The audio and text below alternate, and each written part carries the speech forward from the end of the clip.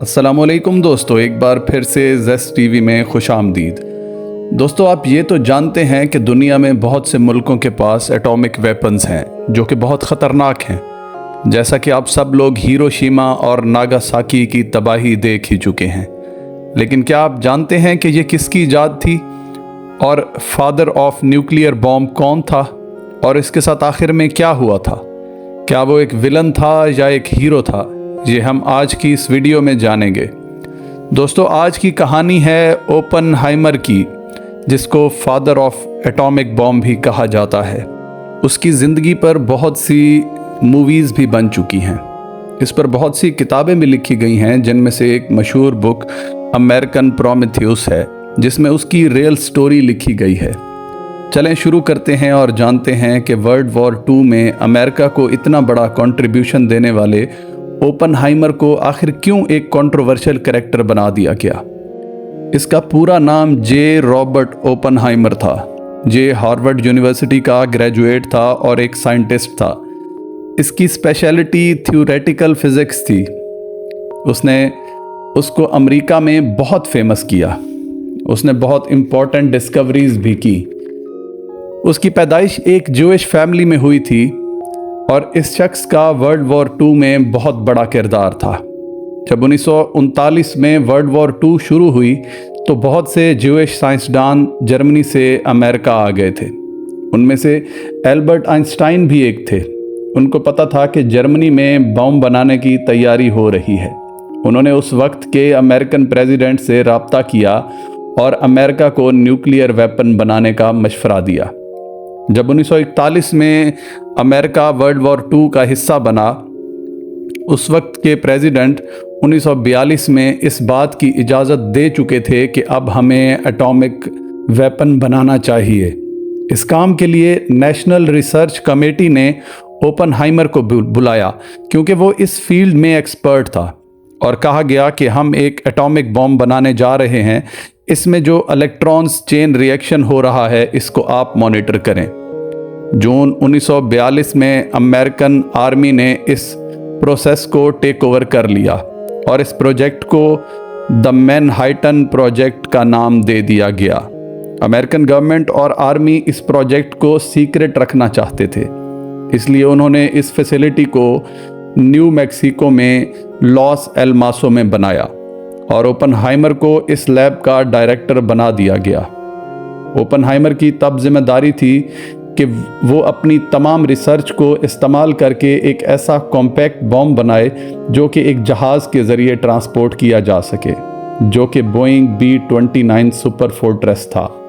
یہاں پر مسئلہ تھا آرمی اور سائنٹسٹ کا ایک جگہ پر مل کر کام کرنا۔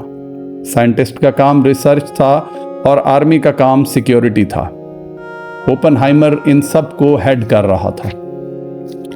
جولائی 16، 1945 کو ان لوگوں نے سکسیسفل ٹیسٹ کر لیا تھا اور اس ٹیسٹ کو نام دیا گیا تھا ٹرینٹی ٹیسٹ۔ اس ٹرینٹی ٹیسٹ کے بعد اوپن ہائمر نے ایک تاریخی جملہ کہا تھا کہ now I am become death the destroyer of the worlds, کیونکہ وہ جانتا تھا کہ وہ ایک ایسا بم بنا چکا ہے جو سیکنڈز میں ہی پورے شہروں کو تباہ کر سکتا ہے۔ 1945 کو اس وقت کے امریکن پریزیڈنٹ ہیری ٹرومین تھے۔ وہ اس وقت یورپ میں تھے اور اس وقت ورلڈ وار 2 ختم ہو چکی تھی اور وہاں پر ایک کانفرنس چل رہی تھی جس کا نام تھا دا پوسٹ ڈیم کانفرنس۔ وہ اس وقت ورلڈ وار 2 کے بعد کی اسٹریٹجیز کو ڈسکس کر رہے تھے کہ اب جرمنی کو کیسے چلانا ہے۔ اس کانفرنس میں سوویت یونین کے لیڈر بھی موجود تھے۔ اسی کانفرنس میں ہی دا پوسٹ ڈیم ڈکلیریشن کیا گیا، جو کہ 16 جولائی کو ہوا۔ انہوں نے جاپان سے کہا کہ آپ سرنڈر کر دیں، اور اگر سرنڈر نہ کیا گیا تو آپ کو بہت بڑی تباہی کا سامنا کرنا پڑے گا۔ یہ ڈکلیریشن اس لیے کیا گیا کیونکہ وہ اس بمب کو جاپان پر استعمال کرنے کا سوچ رہے تھے۔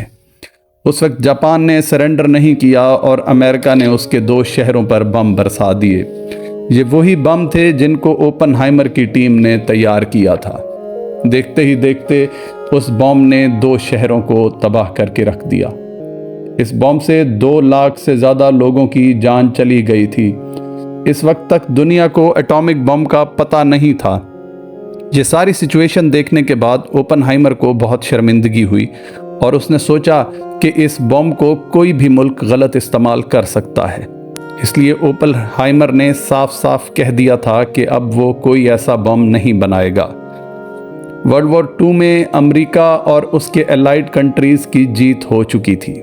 अब ओपनहाइमर बहुत ही ज़्यादा शर्मिंदगी में था कि उसके बनाए गए बम ने 2 शहरों को और उसमें रहने वाले लोगों को तबाह कर दिया था। वर्ल्ड वॉर 2 के बाद अमेरिका और सोवियत यूनियन की आपस में सर्द जंग शुरू हो जाती है और ये कोल्ड वॉर थी। अब परेशानी ये थी कि उनसे कोई मुल्क दूसरे मुल्क पर अटैक कर सकता था और इसी दौरान अमेरिका ने ऐलान किया कि वो एक फ्यूजन बेस हाइड्रोजन बॉम्ब बनाने वाले हैं। अमेरिका ने ओपनहाइमर से मदद मांगी, लेकिन ओपनहाइमर ने साफ साफ कह दिया था कि वो बम बनाने के अमल का हिस्सा बिल्कुल नहीं बनेगा और उसने इस बम की बहुत मुखालफत की। लेकिन उसकी ये बात अमेरिका गवर्नमेंट को बिल्कुल पसंद ना आई और हुकूमत उससे नाराज़ हुई। इसी वजह से अमेरिका गवर्नमेंट ने उसकी जासूसी शुरू कर दी। FBI ने भी ओपनहाइमर को अपनी वॉच लिस्ट में डाल दिया था।